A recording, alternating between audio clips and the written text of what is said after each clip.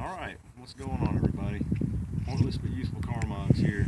Today we're going to show you how to change out and clean the K&N filter on my 06 Xterra and proper reinstallation. So first we're going to go ahead and pop these clips here. Should lift right off. What I like about the Xterra is everything's easy to get to. I'm going to pull the K&N drop-in insert out. As you can see, over 6-7 months time, I've got a lot of bugs and a little bit of dust trapped in those pleats, so especially around the edges. Alright, what we're going to do is we're going to take this on inside.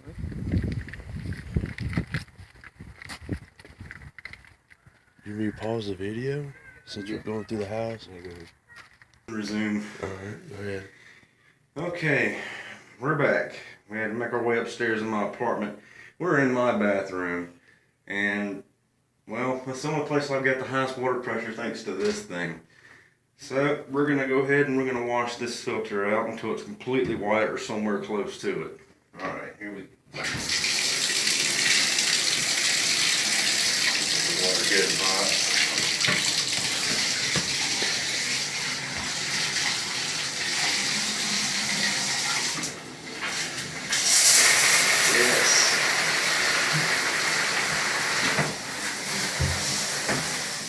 Now, explain to them the importance of it and making sure it's completely thoroughly clean before you add the air filter cleaner. The importance of making sure it's clean is when you put the fresh oil on, you have somewhat of a tendency to, well, you want to make sure it's fresh because it's going to start collecting dirt the minute you start using it. So, trying to get it as clean as you can before re-oiling. You don't want to trap any old dirt underneath the new oil.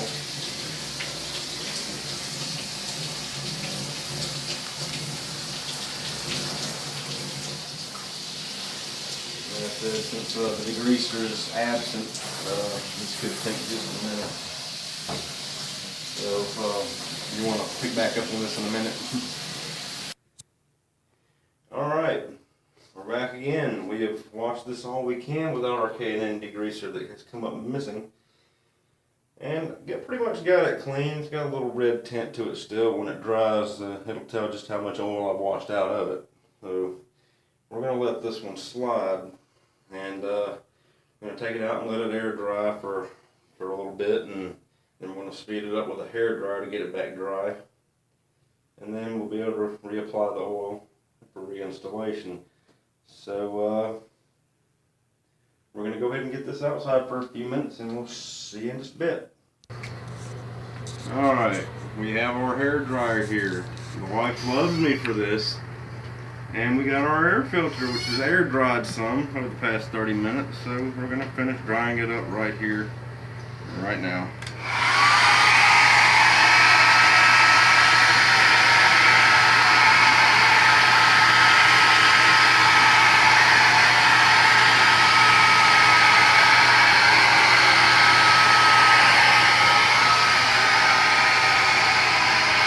It does get a little warm on the fingers.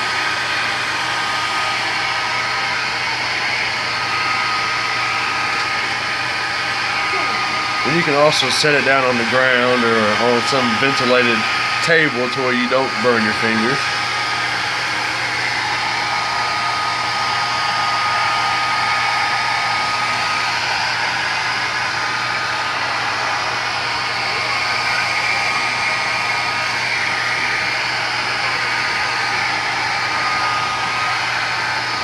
You can almost see right through it. And that's the type of shine you want once you get it all cleaned up and dried out.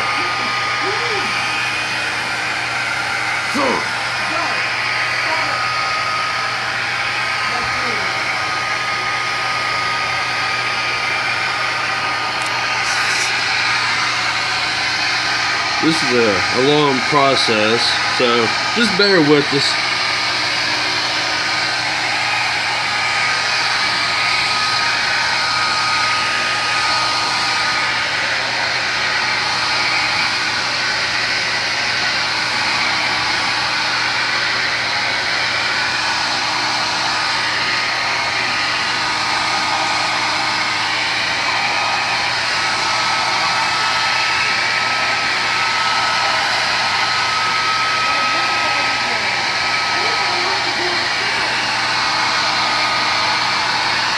going to go ahead and pause it. We'll return in just a few minutes.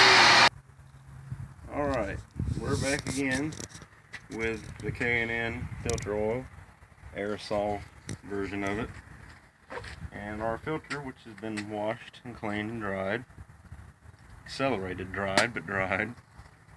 It's always good to stand upwind from the direction you or which area you're spraying. And today the wind is going this direction, so without further ado, you want to coat each one of these pleats along the crown, the crest of each one, and then likewise opposing side. So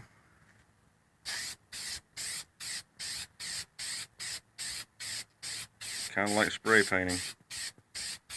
Now, what is the purpose of doing this as far as the performance-wise? Is it just more of like a dirt trapper? And Yeah, all the oil does is trap dirt, and when it's fresh, it can actually chill the air a little bit more because it is damp.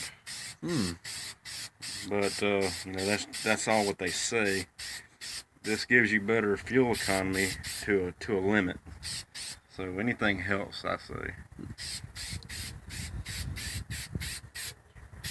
And we're going to spray along the edges, and then we're going to flip her around to the backside and do it all again. And we're going to lightly coat the backside. This is where all the air is coming in at. I'd like to have a heavy barrier on the backside where it goes into the engine, and a pre-staging little barrier here, if you know what I mean.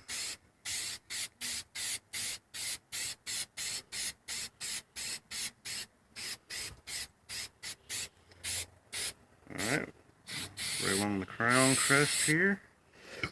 And there you go. And we're going to let it sit for about, let's say, 15 to 20 minutes. Let it wick in. Come back, see if there's any light spots, and we touch them up. And then we'll show you how we put it back in. And we'll get back to y'all in just a minute. Oh, you can keep on rolling if you want. Oh, okay, cool. Alright, what I'm going to do is I'm going to gently rest this face down because of the concave on the sidewalk here. That way nothing's touching dirt or ground. So while we're at it, we want to talk about, once again, we want to give a shout out to the Cloud9 dudes. We haven't really done that on this channel yet. And what I mean by this channel yet is because we have another one called B-Town Paranormal. So any of you car guys out there that might happen to just run across this and see it, well, look up B-Town Paranormal, like and subscribe if you like the ghost hunt stuff.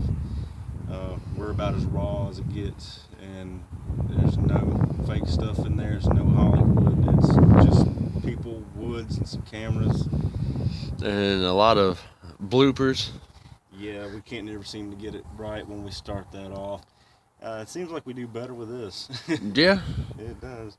I'm going to take you to the back of his vehicle and show you the sticker that we got, so you know what vehicle to look for, or the vehicles, because well, my vehicle is that red one way over there. See where my finger's at? That's right there where my finger's at. So let me take you to the back of this one so you can actually take a look at the sticker so you can see what we are talking about. There it is, ladies and gentlemen. B-Town underscroll or subtraction mark, or however you want to put that, paranormal. And then here is the YouTube link. Like and subscribe. And then, like I say, if you see any of our vehicles out there on the road, you know, honk. Let us know you recognize us, honk at us, blow your horn, do whatever, you know. But, like I said, these are pointless but useful car tips that, you know, it may help you out, it may not. I would consider this one to be a little more useful than it was pointless. Because if you look down here, and I don't know if y'all can see it because of the glare, but this is a pretty deep box for that air filter to go in. So there's a lot of air for it to circulate in there. And like you say, it just goes right up into this tube right here. I don't know if you can see that tube or not. I think you can see it. If you know anything about the Nissan VQ series engines, they love their air. You can hear it when you get on the gas. You can hear it drawing through there, and that's the reason I prefer the high flow filters, because I want it to get all the air it can get and knock down the fuel consumption a little.